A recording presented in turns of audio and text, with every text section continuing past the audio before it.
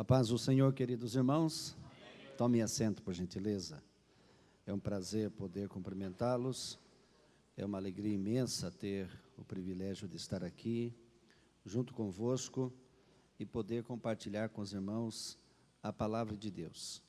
O Senhor preparou-nos esta bênção, esta oportunidade, esta data para estarmos aqui, e nós recebemos com muita alegria o convite do pastor Alcides, que é nosso amigo já há bastante tempo. Um prazer revê-lo, é uma bênção de Deus.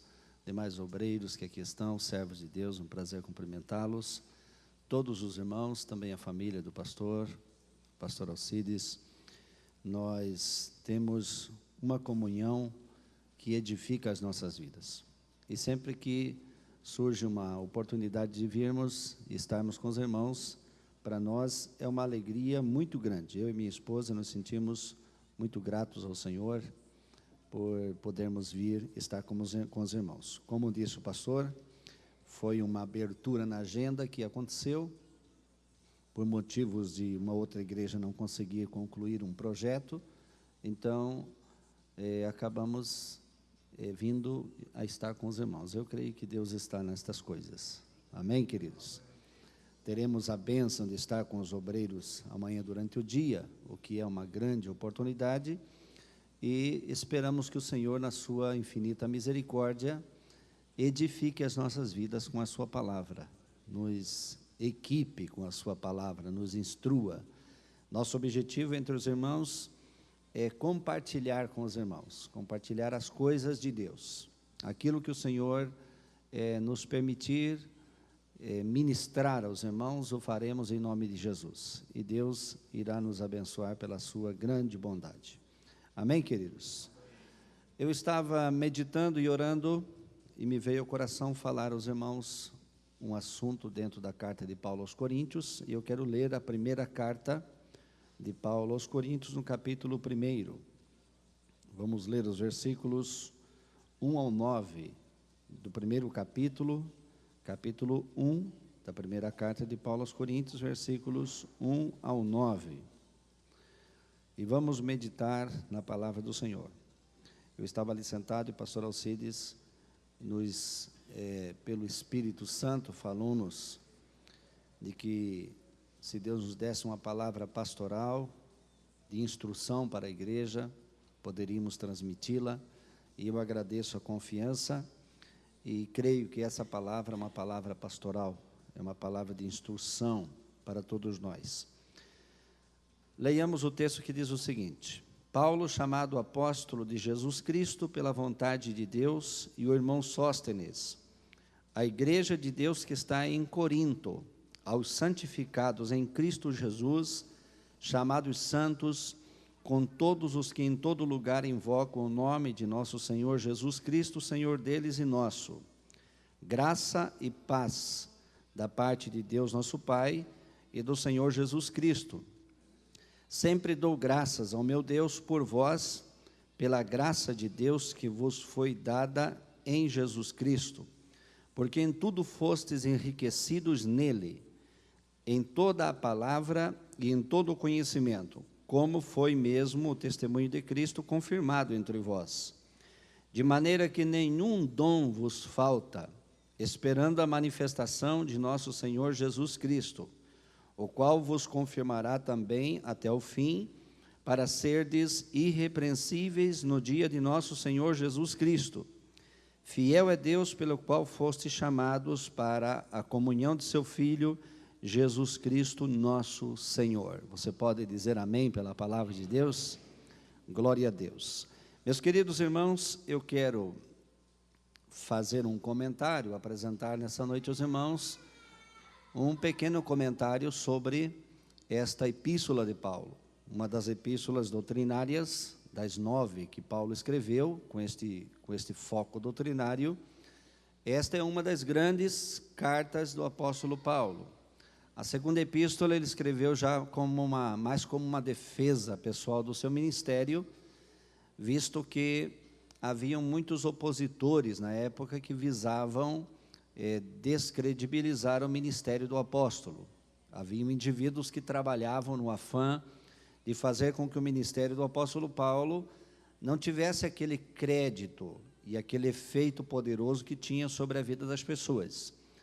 Por esta razão, Paulo escreve, então, a segunda carta com a intenção de apresentar uma defesa do seu apostolado, uma defesa da sua vocação e da sua chamada.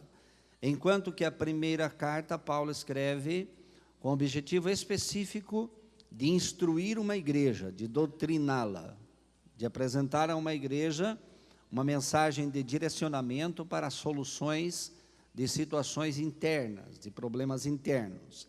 Dizem os estudiosos e pensadores que a carta de Paulo aos Coríntios, a primeira carta, é como você, estudando ela, é como você tirar o telhado de uma casa e vê-la de cima por dentro.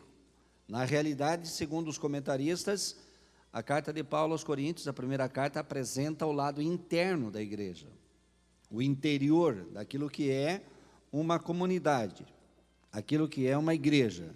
Sempre se pensa em igreja, se pensa em um grupo de santos, de pessoas santas reunidas, formando um corpo,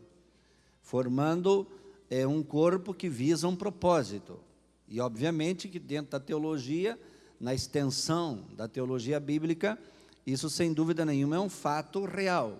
Porém, este corpo, por ser formado por pessoas chamadas seres humanos, existem aquelas situações, aqueles problemas que esta carta, no seu bojo, ela anota, aponta e também foca soluções para esse tipo de problema.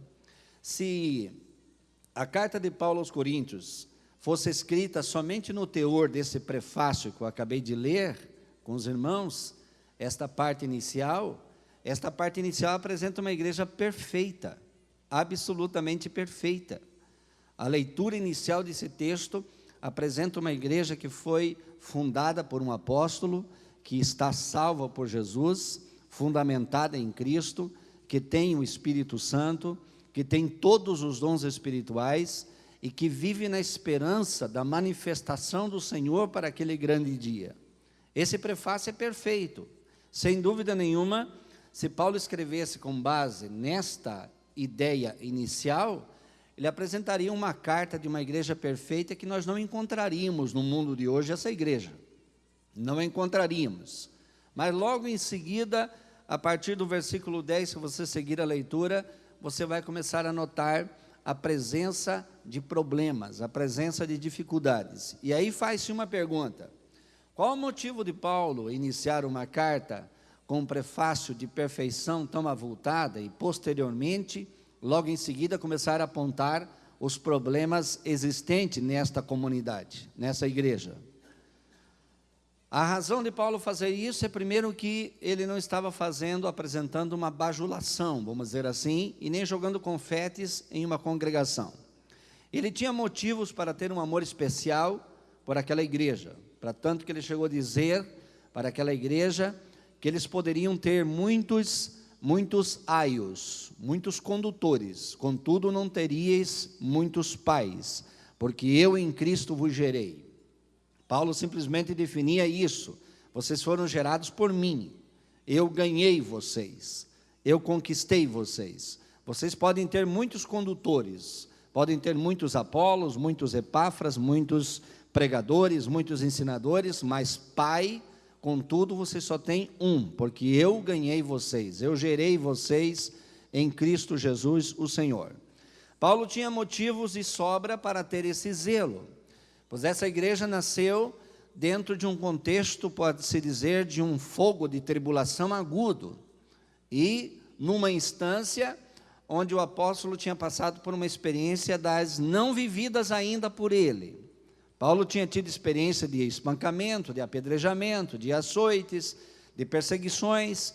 Ele tinha tido experiências, mas a experiência de pregar e ver um resultado diminuto, pequeno, como foi o resultado da sua pregação em Atenas, no Areópago de Atenas, capítulo 17 de Atos dos Apóstolos, foi o menor resultado que Paulo teve em uma das suas pregações. E diga-se de passagem que o capítulo 17 de Atos dos Apóstolos foi a mais profunda mensagem pregada por Paulo. A mais profunda palavra, teologicamente falando. Por quê? Porque Paulo falou da origem das coisas. Paulo falou da origem da existência, da origem da vida, da realidade de Deus. Ele apresentou o argumento mais poderoso da teologia para os filósofos, para os epicureus e os estoicos, que eram os homens que moravam praticamente no Areópago todos os dias, buscando alguma novidade, ver se alguém falava uma palavrinha nova. Já não tinha ninguém que dissesse para aquela congregação de filósofos uma palavra nova. Eles sabiam tudo, eles eram os sabichões da região, eles mandavam na intelectualidade da época. E por ser assim, a pregação de Paulo, não obstante ter sido profunda e ter sido real, bíblica, teológica, fundamentada na palavra, ela não foi recebida com muito agrado por aqueles seus ouvintes. Umas 6 ou 7 pessoas aceitaram Cristo como Salvador, e Paulo sai de Atenas e vai para Corinto.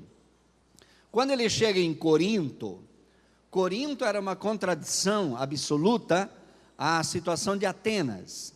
Atenas era um mundo da intelectualidade, era o mundo do saber. Atenas era a casa dos filósofos. Atenas era o lugar onde todo tipo de indivíduo que fosse capaz de discutir um tema de grande profundidade se apresentava. Logo, o contraste de Corinto é que Corinto era a cidade mais corrupta do mundo da época, a cidade mais imoral do mundo da época, a cidade mais podre, moralmente falando, no mundo da época. Todo o seu conteúdo cultural, o seu comércio, a sua filosofia de vida, a sua religião, todas as divindades de Corinto eram divindades femininas. Melcarte, Ísis, Afrodite, todas deusas adoradas com um culto regado à imoralidade, à corrupção. Todos os cultos eram regados à imoralidade, a todo tipo de atos libidinosos dos mais horrendos possíveis. Então, logo, sair de Atenas e ir para Corinto era uma situação contrastante, e sair de Atenas com um aparente fracasso da pregação e chegar em Corinto para começar um trabalho num lugar desse, humanamente falando, se pensaria numa hipótese lógica de que Corinto não ia dar nada, não ia acontecer nada, mas não é isso que aconteceu. Paulo chega em Corinto em Atos capítulo 18 e ele começa a pregar a sua palavra, e o Senhor se manifesta para ele em visão de noite e diz para ele o seguinte: fala e não te calas, porque ninguém lançará mão de ti, porque eu tenho muito povo nesta cidade, eu tenho muita gente nessa cidade. E aí que se estabelece o contraste, e também revela outra verdade, daquilo que Paulo disse: onde abundou o pecado, superabundou a graça. Logo, aquelas pessoas que eram moralmente corrompidas, religiosamente desviadas, eram pagãs, eram idólatras, eram gente que não tinha nenhuma coisa boa que pudesse ser nomeada nesse sentido. Elas foram receptivas à palavra de Paulo, para tanto que Paulo ficou 1 ano e meio em Corinto pregando e ensinando. E segundo alguns historiadores, Paulo conseguiu uma igreja com 35 mil membros em 1 ano e meio. E esse sucesso, esse êxito todo, foi realmente fascinante. Foi uma coisa absolutamente diferente da experiência de Atenas.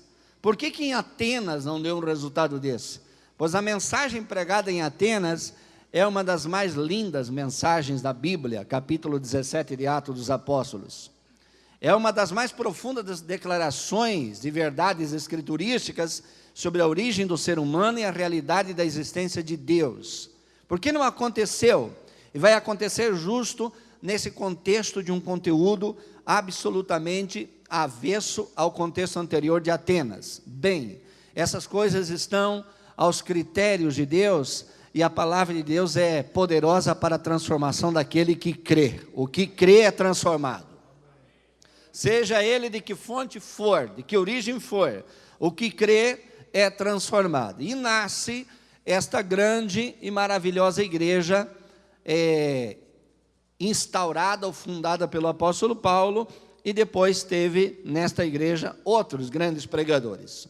O apóstolo Paulo segue o seu ministério, e quando ele está na sua terceira viagem missionária, ele estava por Éfeso aproximadamente, aí pelo ano de 57, 56 aproximadamente, ele recebe notícias da igreja de Corinto. E a notícia que ele recebe da igreja de Corinto não era uma notícia das mais agradáveis. Era uma notícia que estava colocando em risco, em xeque, todo o trabalho do ministério daquele apóstolo, toda a ocupação daquele grande homem de Deus. E aí então começam a surgir os problemas nas anotações de Paulo. Mas aí faz-se a pergunta: por que se do versículo 10 em diante, da primeira carta de Paulo aos Coríntios, ele vai começar a apontar problemas graves, situações agudas dentro de uma comunidade? Por que ele disse no versículo 7 de que não faltava nenhum dom espiritual para aquela igreja? Por que ele disse isso? Por que ele disse que eles foram enriquecidos e foram confirmados pelo Senhor? Por que ele disse isso? Ele disse isso porque isso era verdade. Ele disse porque era verdade. É verdade, sim. Uma igreja pode ter todos os dons espirituais, e não obstante isso ser verdade, não deixa isenta de problemas, não lhe deixa isenta de situações difíceis, não deixa ela isenta, não deixa ela imune a problemas que podem se acumular dentro do seu seio. Existe uma pesquisa que foi feita durante 20 anos, e foram pesquisadas mais de 1000 igrejas em mais de 30 países. E esta pesquisa resultou num livro chamado Crescimento Natural de Igrejas. E nessa pesquisa se comprovou o seguinte: durante 20 anos, mais de 1000 igrejas, em 30 países diferentes, se chegou ao seguinte número comprobatório, de que uma igreja cresce realmente até 200 membros, uma igreja local. De 200 membros para frente, ela deixa de crescer. E o motivo dela deixar de crescer é que ela passa a gastar as suas energias com os problemas que ela mesma começa a criar. Começam a surgir problemas dentro do seu seio, porque membros desocupados dentro dos seus seios se tornam canais fáceis para o estabelecimento de problemas. E ela começa a girar em torno de si, e em torno de si gastar a sua vitalidade, seu tempo, sua energia, gastar os seus recursos. E também se estabeleceu nessa pesquisa de que o melhor método que existe para a igreja crescer de fato é abrir frentes de trabalhos, abrir focos diferentes de trabalho, portas de trabalho, congregações novas. Por exemplo, não é problema nenhum, ao contrário, não é problema, é bênção de Deus que hoje tem 8 trabalhos nesse campo hoje. É bênção de Deus. Alguém poderia dizer, mas deveria ser diferente, vai ter escola bíblica, não deveria ter trabalho nenhum. Não, irmãos, é bênção. E seria a maior bênção se tivesse 10 ou 12 ou 15 trabalhos ao mesmo tempo. E trabalhos grandes. E trabalhos com gente convidada para fazer o trabalho. Isto é bênção de Deus, são frentes que se abrem, são portas que se abrem e Deus vai ministrando. A igreja, quando cresce e aglomera ou agrega um número elevado de membros, eles começam a se cotovelar. Eles começam cada um a lutar pelo seu espaço. Quer ver? Numa congregação que se reúne muitos obreiros, o espaço é pequeno. Não faltará, irmãos, quem dê umas cotoveladas. E tem uns que eles são igual a ezemas, né? Eles têm um ferrão no cotovelo, né? Eles dão cotovelada e ferram mesmo. É dolorido demais, é sofrido demais, para manter o seu espaço. O que, na verdade, ninguém precisa se empenhar por manter o seu espaço. Aquilo que Deus te deu é teu e ninguém tira de você, é teu em nome de Jesus. É teu, é absolutamente teu. A razão da carta de Paulo aos Coríntios, revelar o interior da igreja, É exatamente pelo fato de ele apresentar a presença do Espírito com os dons de Deus e ao mesmo tempo a presença dos problemas dos homens com os homens problemáticos, líderes problemáticos, membros problemáticos, situações adversas e contraditórias. Por quê? Porque esta é, na realidade, a congregação dos seres humanos. É, de fato, o encontro de pessoas. Só que a igreja, que não é só uma organização que visa administrar, mas que é um organismo vivo. Este organismo vivo que é a igreja, e a vida desse organismo está no Espírito Santo, ela vai trabalhando e vai prosperando e vai vencendo e vai conseguindo. E ela consegue, como disse Paulo, ser irrepreensível até o dia de Jesus Cristo Senhor. Você pode glorificar a Deus esta noite? É por essa razão que se diz acertadamente que quando o Senhor Jesus vier, os templos vão ficar lotados de pessoas. Os templos vão ficar lotados de pessoas buscando respostas. E o pior de tudo é que vai ficar pastor aqui para tentar dar resposta.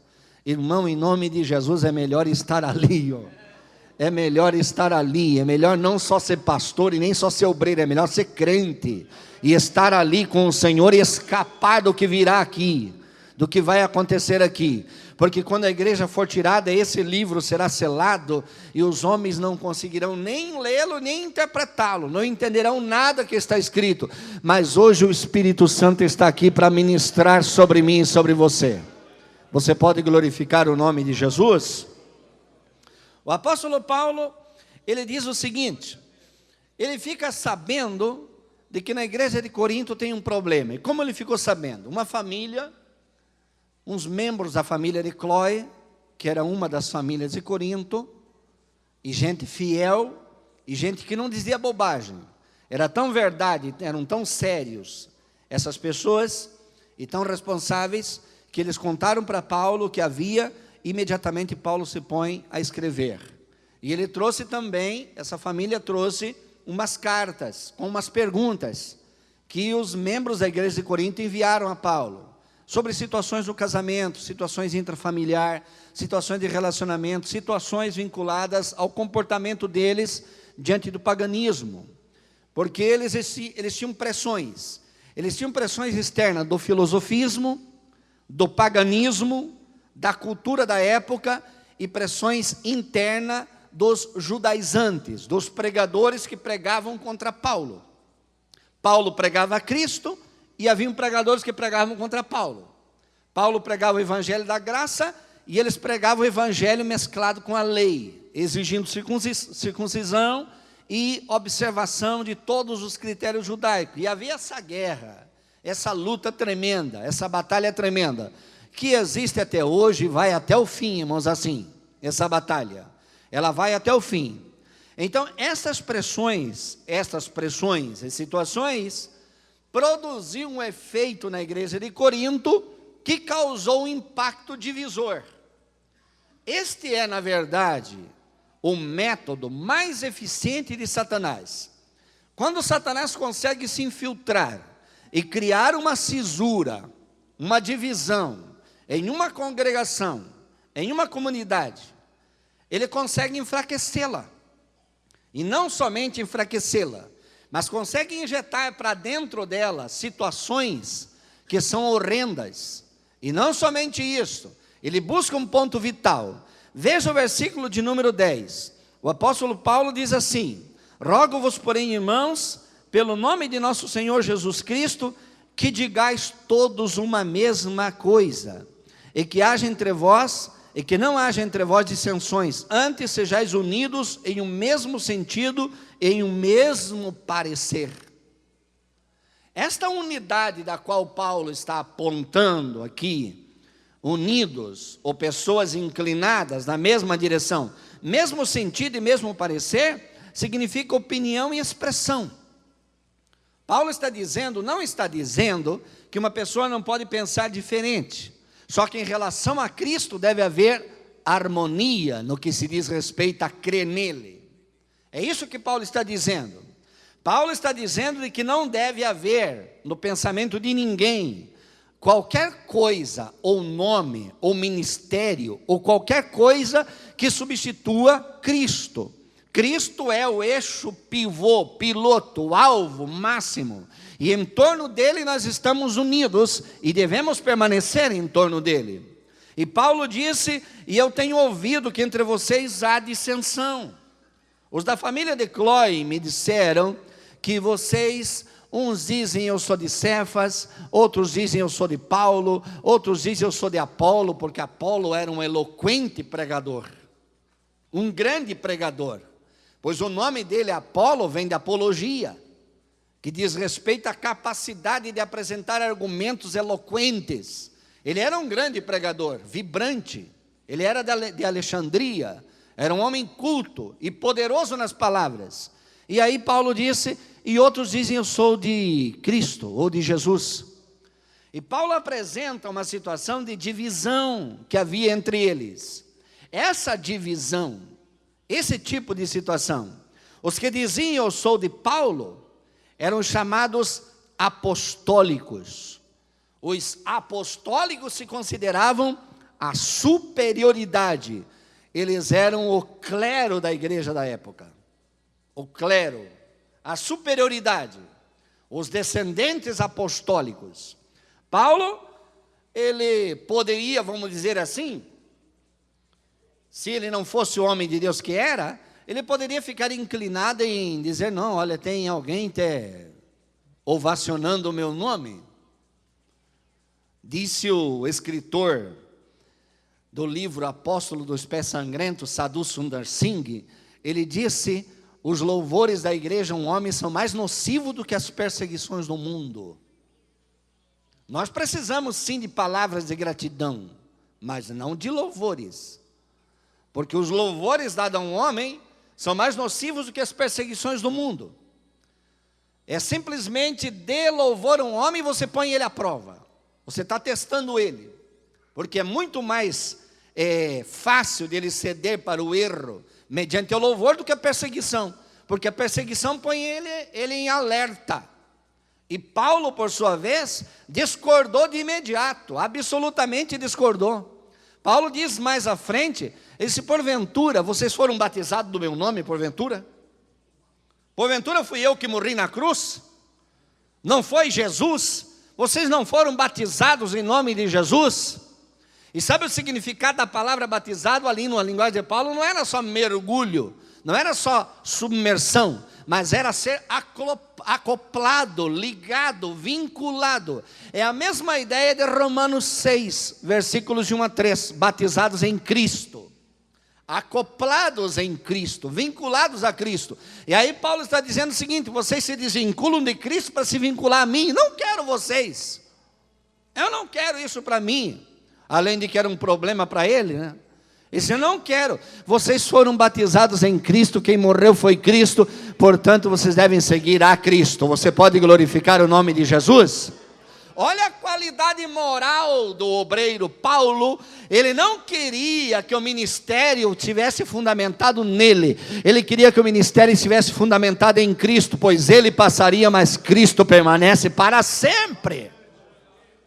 Existem algumas denominações que elas são fundadas em um indivíduo, e o indivíduo está lá já, como diz alguém, mascando o freio e tropeçando nos calcanhares, mas não solta, ele fica ali. E a igreja, por sua vez, está toda em torno dele. O dia que ele cair, se desmantela tudo. Quando ele cair, quando ele terminar a sua jornada, surge uma de penca de igreja nova, né? Mas de penca, pode-se falar de penca. Surge uma ali, outra lá, sai todo aquele grupo. Porque aconteceu que estava fundamentado um homem.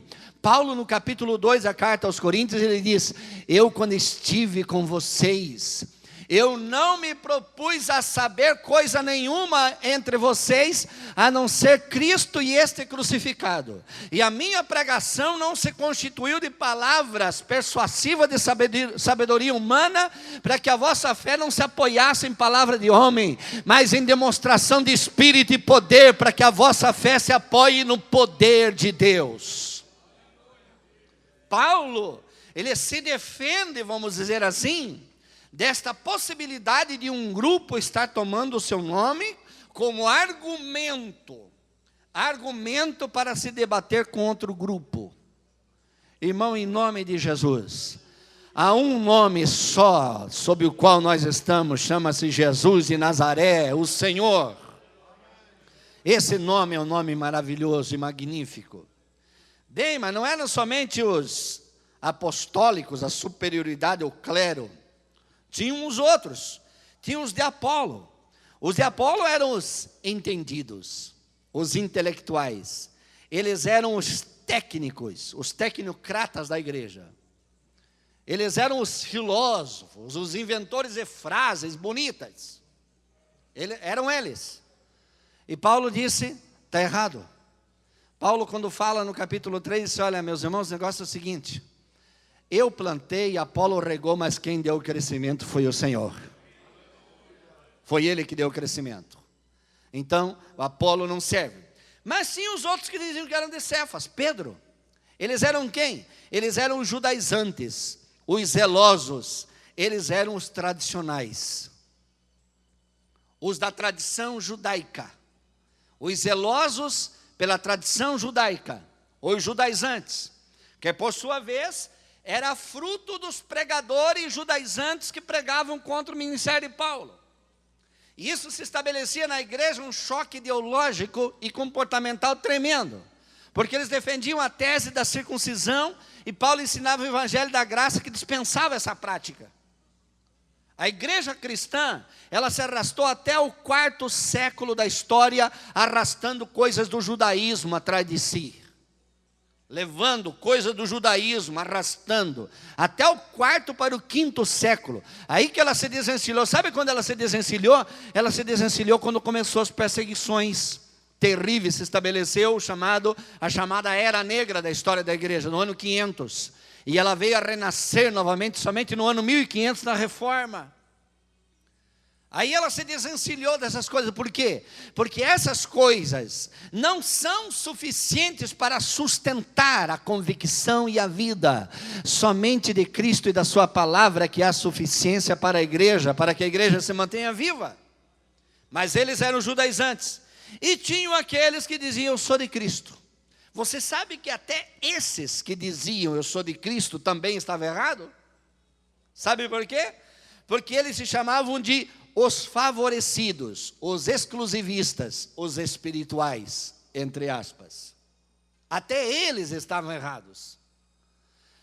Porque quando existe uma divisão na igreja, irmão, dificilmente, quando esses grupos se estabelecem posições diferentes, e que eles, ao invés de carregar a Bíblia, eles carregam um alforje cheio de pedras, para dar pedrada um no outro. Quando a igreja se transforma nessa batalha campal, até mesmo aqueles que dizem ser seguidor de Jesus, acabam tropeçando no erro de pensar que devem lutar com as forças carnais, com as forças humanas, as forças físicas. Esses se diziam favorecidos, exclusivistas e espirituais. Paulo, quando viu a igreja nesta situação de divisão, Paulo se preocupou e se colocou a escrever a esta igreja para corrigir isto. Eu vou só apontar para você antecipadamente. Paulo vai de capítulo em capítulo tratando de assuntos, de problemas da igreja. Mas veja, onde foi que começou o problema? Começou na forma de conceituação, na interpretação, na formação ideológica de conceitos. Eles começaram a pensar diferente e a agir diferente. Esse pensamento e ação diferente, contraditória à verdade, deu vazão não só a um conteúdo imenso de problemas, a um conteúdo sem fim de problemas, de imoralidades, de corrupções, de envolvimento com o mundo, com o paganismo, com o judaísmo e com todo tipo de desvio da graça, mas também possibilitou o que está no capítulo 15 da carta de Paulo. O que está no capítulo 15? No capítulo 15 está escrito que eles diziam, ressurreição não existe. Não existe ressurreição. Espera aí. Erro de interpretação erro de conceituação, erro na forma da visão e até erro teológico se admite, se tolera. Erros comportamentais se admite, se tolera e ajuda a se corrigir. Mas agora estamos falando de heresia. Estamos falando de uma outra coisa. Capítulo 15 da primeira carta de Paulo aos Coríntios, eles vão dizer que a ressurreição não existe. Irmão, tire a ressurreição de Jesus do cristianismo e não existe cristianismo. Não existe cristianismo. É como o catolicismo romano. Tira o purgatório do catolicismo romano e sobra o quê? Diz para mim, sobra o quê? Não sobra nada. Porque a única esperança deles é ser expurgado dos seus pecados algum dia, e depois de alguns milhares de anos, conseguir entrar no céu, nem que seja pelo canto da porta. Que nós sabemos que não é assim a revelação bíblica. Mas tire deles isso, tire a reencarnação do espiritismo e sobra o quê? Sobra o quê? Não sobra nada. Porque a reencarnação para o espiritismo é a sua mola mestra. Tire a ressurreição de Jesus do cristianismo e não sobra nada. A ponto de Paulo dizer, então a nossa pregação não vale nada. E a nossa fé não tem razão de ser. O que eu estou querendo apontar para os irmãos é o seguinte: o que começou com um simples pensamento na cabeça de alguém, se transformou no decorrer do tempo e no somatório de problemas, se transformou numa heresia fatal, que mataria aquela igreja, se não houvesse um Paulo de Deus, se não houvesse um profeta de Deus. Graças a Deus que ainda há profeta, irmão. Ainda o Espírito fala no meio da igreja. Ainda há homens e mulheres de Deus que têm coragem de realçar e levantar os problemas e apresentar uma solução. E a solução está aqui nessa noite. O Espírito de Deus está aqui nessa noite para resolver qualquer situação. Quando você vê esse tipo de coisa chegar lá nessa situação, você vê, na verdade, como Satanás trabalha contra a igreja. E se ele conseguir se infiltrar com a divisão, se ele conseguir um espaço divisor, ele entra e ele bagunça com a situação. Então é muito melhor, irmãos, é muito melhor resolver essas questões, resolver essas diferenças. E agora estou falando para vocês, não obstante não conhecer a maioria de vocês.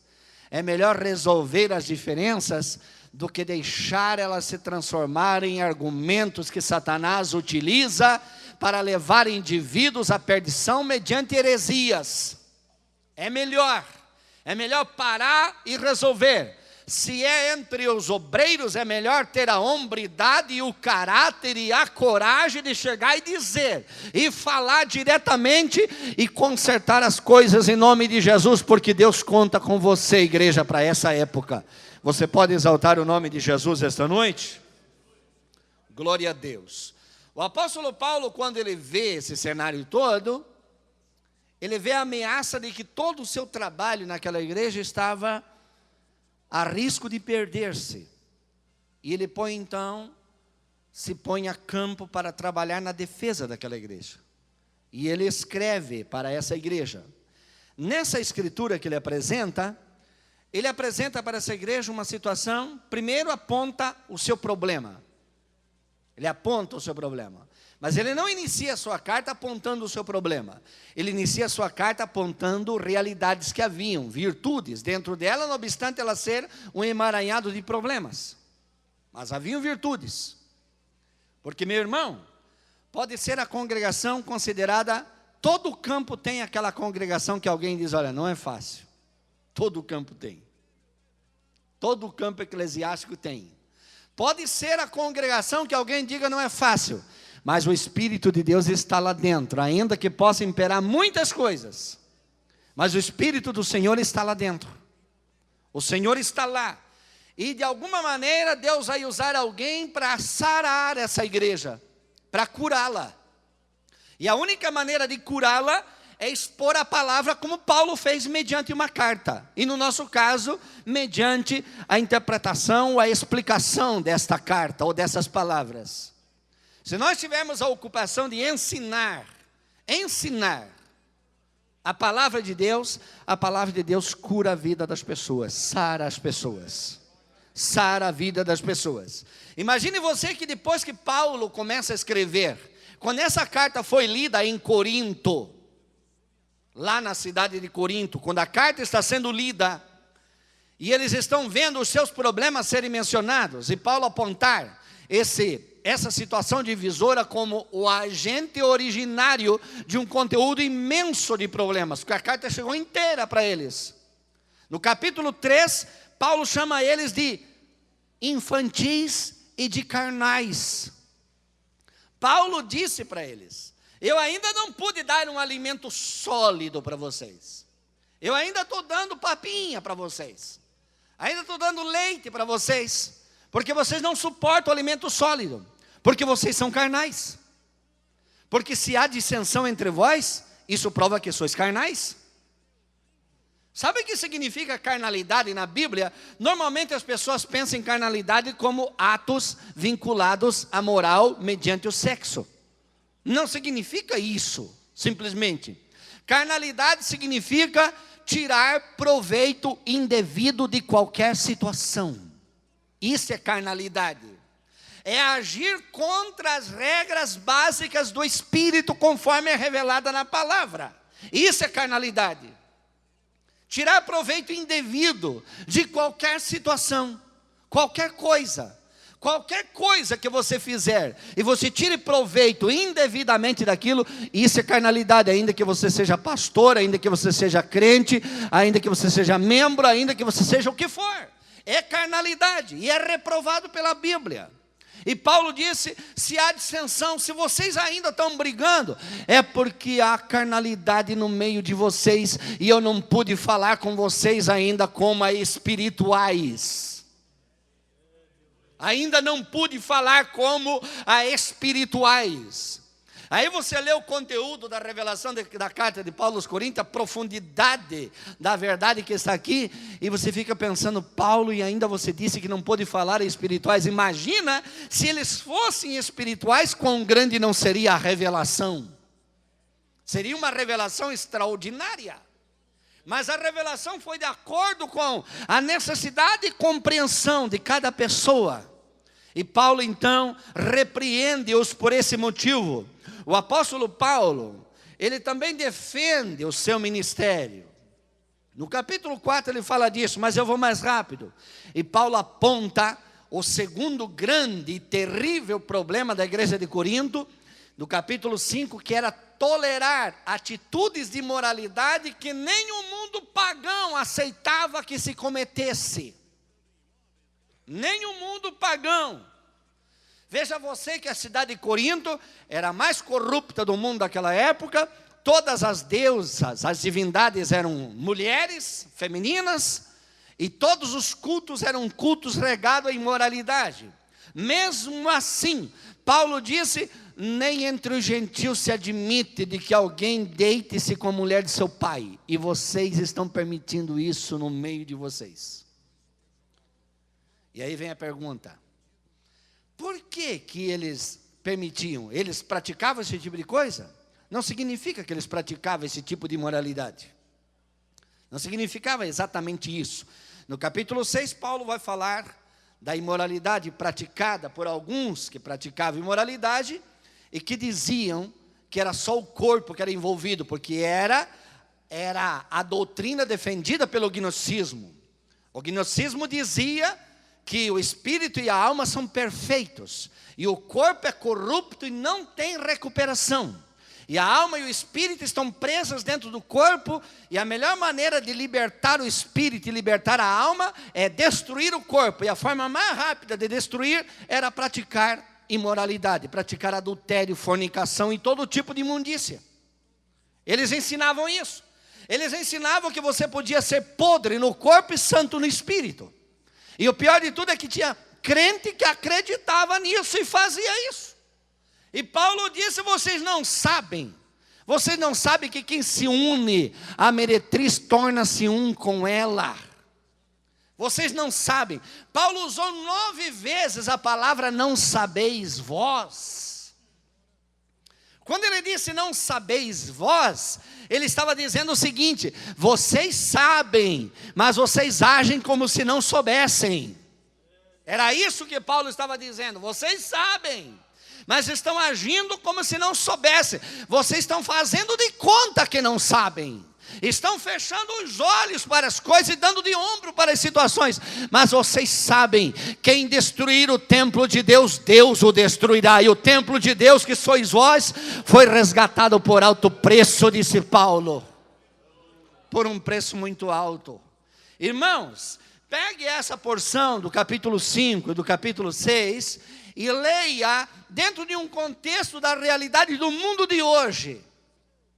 E veja se no mundo de hoje não existem pessoas, não existem grupos, não existem inclusive igrejas que são tolerantes a esse tipo de comportamento, como se fosse coisa que não tivesse importância nenhuma.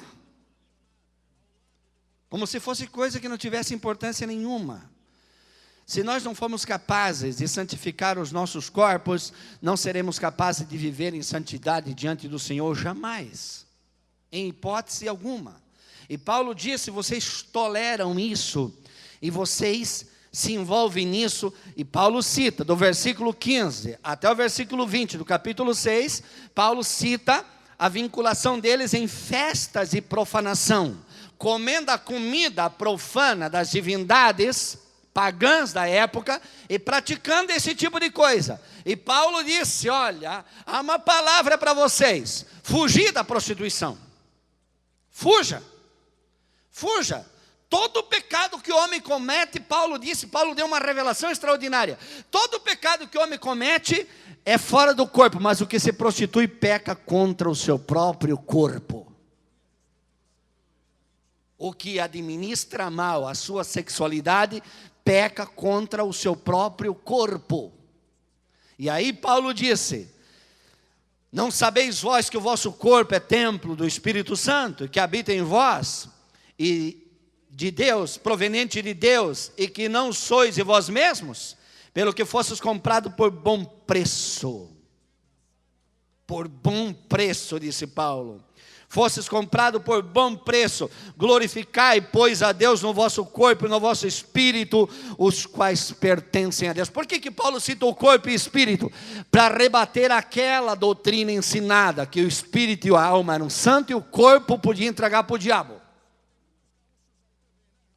Podia entregar a carne, porque a carne é irrecuperável, irreversível seu estado. Não, o teu corpo é templo do Espírito Santo. O nosso corpo é templo do Espírito Santo.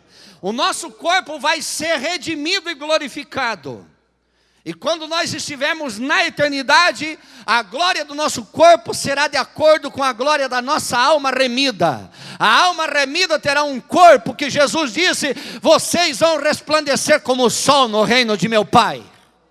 Uma alma pura, um espírito puro, terá um corpo brilhante, e nós estaremos para sempre com o Senhor. Você pode glorificar o nome de Jesus? Paulo rebate isso e diz para eles: olha, irmãos, vocês admitirem que uma pessoa cometa um ato dessa natureza e não exercerem a disciplina, a correção, eu, não obstante estar distante, disse ele, eu junto o meu espírito e o vosso, e esse que pratica tal coisa, ele tem que ser repreendido, ele tem que ser disciplinado, ele tem que ser desvinculado. Não sabeis vós que um pouco de fermento leveda toda a massa? Disse Paulo. Esses não sabeis vós, repetido 9 vezes, em situações morais, em situações comportamentais, em situações júdicas. Porque aqui no capítulo 6, do versículo 1 a 11, Paulo disse: vocês estão com um problema. Vocês estão com um problema sério. Vocês praticam a injustiça, fazem as coisas erradas e vão diante de ímpios para julgar a causa de vocês. No versículo de número 11, Paulo disse: não há porventura nenhum santo no meio de vocês, ou justo que possa julgar as coisas. Não sabem vocês que nós julgaremos os anjos? Quer dizer, você está destinado a estar do lado do tribunal de Cristo naquele dia, onde os anjos serão julgados. Como não há poder julgar as coisas entre pessoas, as situações entre as pessoas? Irmão, em nome de Jesus, Paulo disse: vocês deveriam sofrer o dano e não ir diante do juiz. Ao contrário, vocês praticam a injustiça e vão pedir para os pagãos julgar as coisas de vocês. Não significa que um cristão não possa ir diante de um tribunal reclamar direitos seus. Não. A Constituição brasileira garante a todo cidadão o direito de reclamar os seus direitos diante de um tribunal, caso seja injustiçado. Mas que isso seja justo. E se for porventura uma questão, por exemplo, uma questão de relacionamento, ou uma questão vinculada à igreja, ou uma questão com pessoas da igreja, o maior tribunal que existe no universo é a igreja. É a igreja. O maior tribunal de julgamento que existe no universo é a igreja. E antes de ir lá fora, deve-se procurar a igreja e resolver as coisas de maneira pacífica, porque há justos sim, há santos sim, há profetas sim, há gente que trabalha com a verdade e pode resolver as coisas.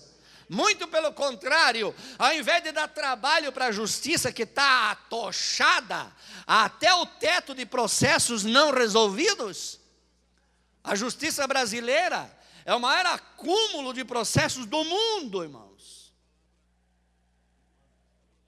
Não tem fim. Nunca a justiça brasileira vai dar conta de julgar todos os processos que chegam lá. Nunca vão dar conta. Eu morei num país, no Chile, um país comparado ao Brasil desse tamanho, mas está na categoria daqui a 10, 15 anos e pertencer a país de primeiro mundo. Tu acredita nisso? E dentre as coisas avançadas, é que se acontece uma coisa hoje, é julgada amanhã. Não fica arquivada, é julgada amanhã. Mas nós estamos aí, né? O Supremo Tribunal está lá. Tem 10, 11 ministros, 5 votam de um lado, 5 do outro, e o outro fica com a opção de votar, e aí vai aquela coisa. Aquele emaranhado do judiciário brasileiro, e vai. E aí ele vota e isenta uma porção de ladrão, de bandido, de gente malévola que ocupa postos importantes do Brasil, e está sujeito a com pouco serem todos absolvidos. Eles roubaram de pilha, roubaram de montão, mas andam gabosamente de cabeça erguida. E eles ficam disfarçando, depois dizendo: olha, provavelmente vão ser presos ainda antes do julgamento. Irmãos, os brasileiros estão acostumados a ouvir essas coisas. Eu quero dizer para você, esta igreja aqui tem condição de julgar qualquer situação, porque nela está o Rei dos Reis e Senhor dos Senhores, e o seu Espírito está aqui. Nós deveríamos, ao invés de dar trabalho para a justiça, ajudar a justiça a resolver situações. E Paulo disse para eles: não há um sábio entre vocês? Não há um sequer? Sabe por que uma igreja perde a autoridade de julgar as coisas? A situação inicial está lá na divisão. Quando ela se divide, ela enfraquece. Porque daí se julga uma situação aqui, daí tem um grupinho de lá. Não estou apontando para os irmãos, não, sou só mencionando uma direção. Tem um grupinho de um lado que não gostou da decisão. Quer ver igrejas onde tem famílias que mandam: ah, meu Jesus Cristo, tem misericórdia. Meu Pai Celestial. Quando de um lado estão os Tiburcio, do outro lado estão os Pafúncio, aí tem os parentes da Trifósia e os Trofinos estão tudo do outro lado. Aí, irmão, só o sangue do cordeiro. Porque você arruma aqui, desgosta lá, ajeita lá, desarranja ali, conserta aqui, atropela lá. Ah, que tribulação! É uma luta tremenda. Quando tem igrejas que tem famílias que mandam. E quer ver quando eles se somam ao poder e eles mudam dirigente, trocam líderes e eles mandam. Irmão, na igreja quem manda é o Espírito Santo de Deus. É Jesus de Nazaré que manda na igreja. Nós não podemos nos deixar vencer ou abater ou deixar nos levar por essas coisas. O Espírito de Deus é que manda na igreja. Ele faz todas as coisas. Eu dirigi uma igreja que tinha um membro de uma família que ele era mal acostumado. Sempre quando trocava o obreiro, ele ficava enfunado em casa. Enfunado, enfornado, emburrado, amarrava o burro por umas 3 semanas. E ele tocava na orquestra, um acordeão, e a igreja era pequena, então um acordeão fazia muita falta. E daí eu cheguei para dirigir aquela igreja, e o acordeonista sumiu, e os outros membros da orquestra ficaram assim meio retraídos, não tocaram, e eu fui saber o que era. Aí um obreiro disse, pastoral, daqui o irmão fulano, da família tal. Quando ele disse da família tal, já pela lista de membros, sabia que era a família predominante, né? Tinha que fazer carícia no ego daquele coitado, para ele poder vir para agradar a família. É tipo camelo no deserto. Sabe que camelo no deserto, quando ele empaca, a pessoa que vai montada tem que descer, falar no ouvido dele, aquele ouvido ridículo, tem que beijar ele, passar a mão no beiço, aquela beiçarra dele, para o infeliz levantar e continuar andando, senão não levanta. Tem gente, irmão, que é como um camelo no deserto, empacado, empaca, e se você não for lá alisar os beiços dele, não vai, não anda. E este era um dos tais. E eu digo, mas olha, eu vou fazer uma para esse camarada que ele não vai sonhar. Eu fui na casa dele e disse para ele assim, irmão, e quando ele me viu receber, ele assim com aquela cara, assim, aquela santidade de cara, né? Com aquela cara de santidade, sentamos na sala, mais uns 2 obreiros comigo, e os obreiros pensavam que eu ia lá acariciar o beiço do camelo. Eu estava lá para dar um tapa no beiço do camelo do que acariciar o beiço do camelo. Eu sentei na sala dele assim, a acordeão dele estava assim. Eu disse, irmão, eu vim aqui dizer para o irmão o seguinte: se o irmão não quiser desfrutar do privilégio que Jesus te dá de tocar na igreja, o irmão pode pegar a sua acordeão e sacolar ela na caixa e guardar no armário. E não tem problema nenhum. O irmão faz o que quer. Porque tocar na igreja é um privilégio que Jesus te dá e que você não deveria perder jamais. Irmão, o homem levou um susto tão grande que quase caiu da cadeira abaixo. Ele levou um impacto tão grande, os obreiros que estavam comigo colocaram a mão na cabeça e disseram, ai meu Deus. E eu disse, vamos levantar e fazer uma oração. Orei, entreguei ele para Jesus, fomos embora. No outro culto, lá vem ele entrando e sentado e com a acordeãozinha dele. Nunca mais o camelo empacou, irmão. Nunca mais. Sarou. Sarou. Existem situações, irmãos, que você tem que agir de uma forma que o Espírito te revela como fazer. Igreja que tem famílias que mandam, é o maior dos problemas na igreja. Quem manda é Jesus de Nazaré, o Senhor Todo-Poderoso. Você pode glorificar a Deus essa noite?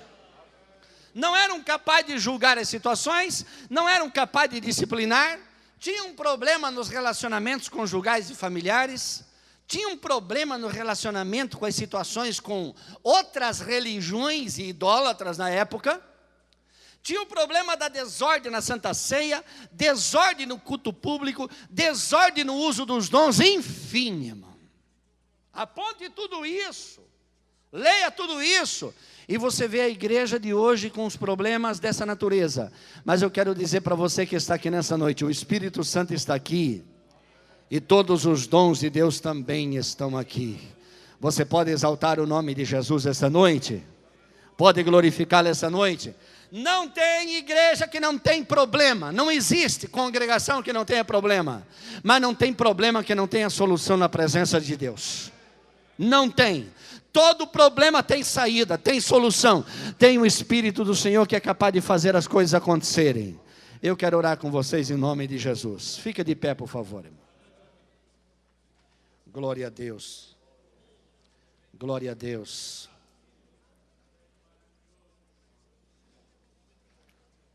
Quem sabe essa seria a palavra que Deus diria a nós essa noite. Nenhum dom vos falta. E os problemas como estão? As lutas, as dificuldades, as facções, as contradições, as oposições, as ideologias contraditórias. Não só a não aceitação, mas a oposição aberta. Os embates, os debates. Irmão, quanta coisa acontece. Quanta luta os líderes enfrentam. Líderes de grupos, líderes de igrejas, pastores, obreiros, ministros. Quanta luta, quanto sofrimento. E igrejas que gastam sua vitalidade e sua energia com os seus próprios problemas, vão se atropelando. Irmãos, nós somos uma igreja chamada por Deus para alcançarmos o mundo, e nós não podemos ficar atropelando-nos com os nossos problemas, nem criando problemas. Nós precisamos, em nome de Jesus, deixar que o Espírito de Deus nos use em suas mãos, e as coisas aconteçam para a glória do seu nome. E Ele está aqui nessa noite. Eu quero orar com você. Eu não vou te chamar para vir à frente, porque eu acho que essa mensagem é muito contundente. E só o Senhor conhece o teu coração, conhece a tua mente. E eu gostaria que você orasse sinceramente diante do Senhor. Quando você não conseguir entender uma coisa, não significa que você tenha o direito de se opor a ela. E não significa que essa coisa que você não entendeu esteja errado. Porque você não é o aferidor da medida. Você não é um máximo. As coisas podem parecer erradas para você, não obstante estar certa. Não adianta você ficar dizendo, se fosse eu, faria assim. De repente, se fosse você, nem faria nada. Nem teria capacidade de reagir diante do problema. Então, em nome de Jesus, silencia. E quando você quiser orar, quiser falar, ore. Ore diante do Senhor. E apresente diante do Senhor as coisas. E interceda. E se coloque num lugar, não desses grupos que Paulo apresenta, não pertença a grupos de oposição, pertença a Cristo e exerça a tua função como um membro. No capítulo 12 da carta de Paulo aos Coríntios, do versículo 12 em diante, Paulo apresenta a parábola do corpo humano, onde todos os membros têm que funcionar para que o corpo tenha uma agilidade, tal como deve ser. Quando um membro do corpo não funciona, irmão, se diz que esse corpo é um corpo deficiente. Quando 2 membros não funcionam, é um corpo paralítico. Quando mais membros não funcionam, é um corpo paraplégico. Quando mais membros não funcionam, é tetraplégico. Quando não funciona nada, é vegetativo. Não podemos chegar a isso. Ser um corpo vegetativo como igreja, como congregação, não. Não, irmãos, não podemos ficar só na situação de estar respirando, só estar vivo, não. Não esteja só vivo, esteja atuante, esteja operante. Deus quer usar você. O Senhor quer usar você, esteja operante. Esteja ativo em nome do Senhor Jesus. Levante a tua mão assim para orar. Pai, nós queremos orar na tua presença esta noite. Nós cremos na palavra que tu enviastes a esta igreja nesta noite. E eu intercedo junto com os irmãos, Senhor, por todos nós. Todos nós que fazemos parte daquilo que é, Senhor, a tua igreja. Tu nos chamastes, tu nos batisastes em um mesmo Espírito. Não pode haver divisão. Não pode haver dissensão, não pode haver partido, pois somos batizados em um mesmo Espírito, acoplados por um mesmo Espírito, pertencemos a um mesmo Senhor, à mesma fé. Senhor, une as nossas mentes e corações, para que o nosso pensamento, o nosso sentimento, a nossa expressão esteja em torno da tua pessoa, Senhor, e o teu nome seja glorificado. Abençoa esta igreja, derruba qualquer divisão, toda separação é repreendida em nome de Jesus. Está repreendido em nome de Jesus toda dissensão, espírito de contenda, espírito de maldizer, espírito maligno, nós te repreendemos em nome de Jesus Cristo, e nós glorificamos o Espírito Santo, que une as mentes, une os corações, une as vidas, une as pessoas, e faz as coisas acontecerem para a glória do Senhor. Nós te seguimos a ti, Senhor, a ti, Senhor. O teu nome, Jesus, é o nome que está sobre nós, a tua igreja. Então glorifica o teu nome no meio do teu povo, porque nós acreditamos que os teus dons estão aqui, em nome de Jesus, para a glória de Deus Pai. Amém, Senhor.